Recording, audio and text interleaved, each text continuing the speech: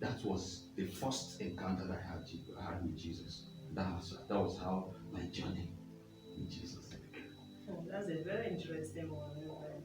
And after your encounter with Jesus, was it easy or difficult to surrender your life to Christ and forsake your grandfather's dream of becoming his successor? Hmm. That's a wonderful one, ma.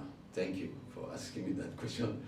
You see, I as a person, it wasn't easy. Remember what I said? I did not understand those things. So I had problem catching the understanding of this encounter. So as a person, it wasn't easy. As in, I didn't know where to go, how to go about it, who to run to.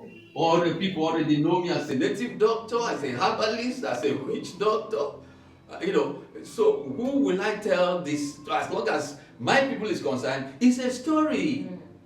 Just as it used to be story when people tell me about Christ when I was in the dark world. I never believed all those things. So who will I tell this? So I was in the dark of trying to catch the way out, how to really understand this encounter with Christ.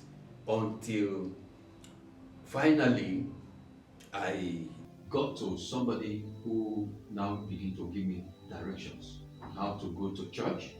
I now went to church, and by the special grace of God, after some times, even though the first church I went to, I never knew that that church too wasn't really it wasn't really the right place God wanted me to be. And I don't want to go into that. So, but as I was there, Christ also appeared to me there too, to let me know that this is not the right place, because I was like wondering, Lord, I just came from the dark world. Now it's like here too is dark. I don't like what I'm seeing here. So God said, He now showed me Himself.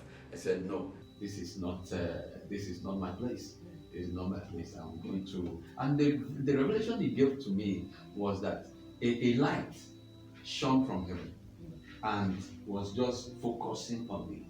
And I looked through that light and I found out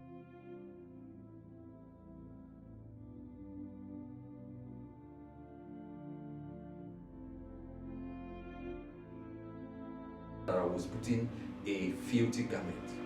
Just like the case of Zechariah, the vision that God gave to Zechariah in Zechariah chapter 3, the vision of Joshua, which is Jesus anyway. So, just like that, the Bible said he was standing before God, before the angel of God, which is the presence of God, and Satan was standing by his right hand to resist him. And then the Bible said the reason is that Joshua was putting on a filthy garment. That talks about when Jesus was made sin for the sin of the world. And so that was exactly what I saw. Because everything he showed to me, I later on discovered that they are all scriptures.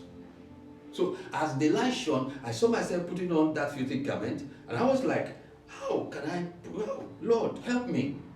And I saw myself with the man, the prophet that I was with then. I said, Prof, please help me to take off this garment.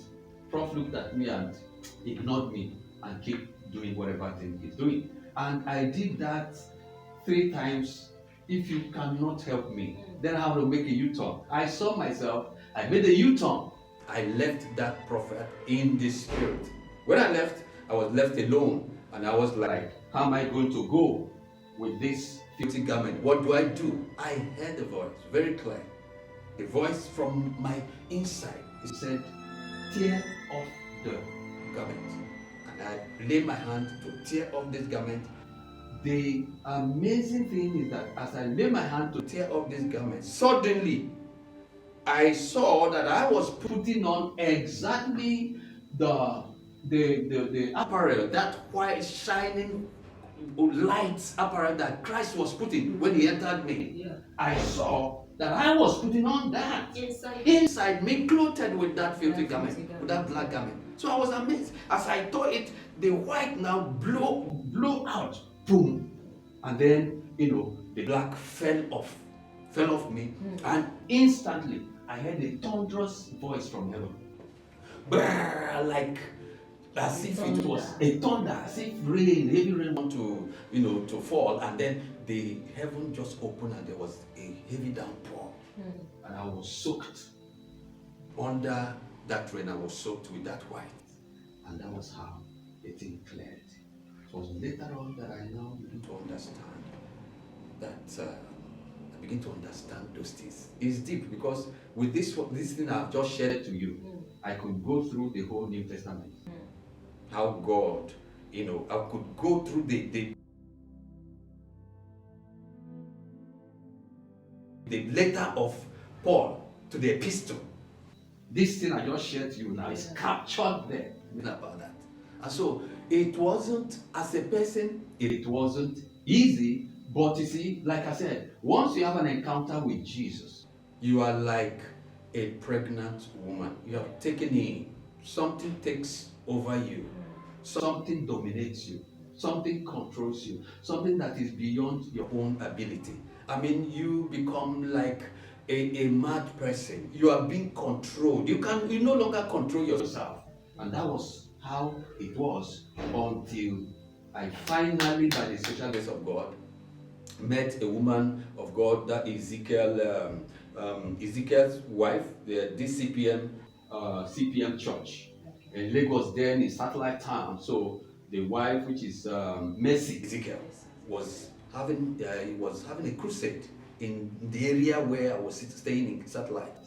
So that fateful day, I went there, and it was as if that crusade was just hosted for my sake.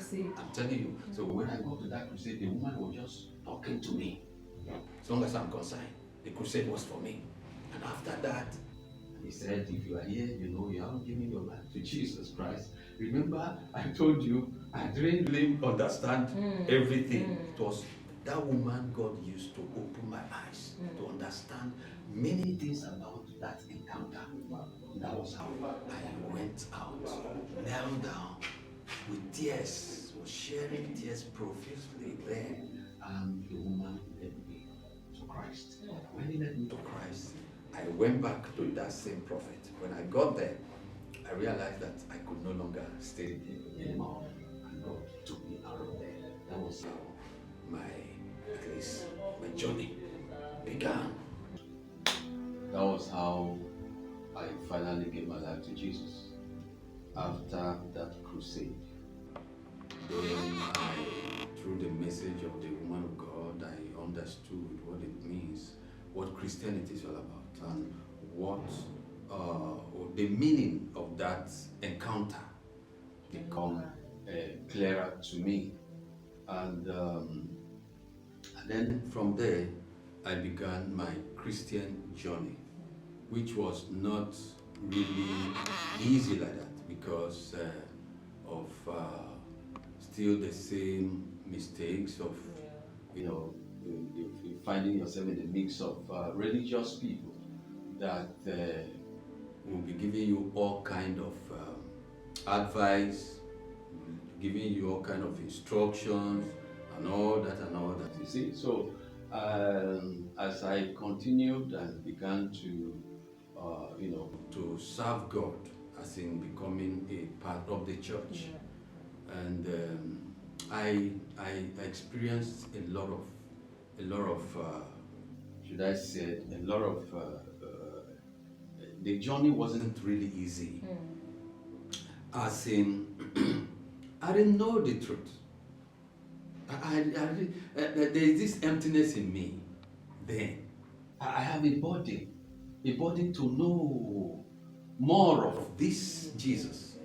It's a strong burden in my heart. So and that burden could drive me to mountains, to desert, to wilderness, fasting, all kind of fasting, sometimes 40 days, 30 days, all kind of dry and stuff like that. So I was really, I wanted to know this Jesus that appeared to me. I want to know better. What does it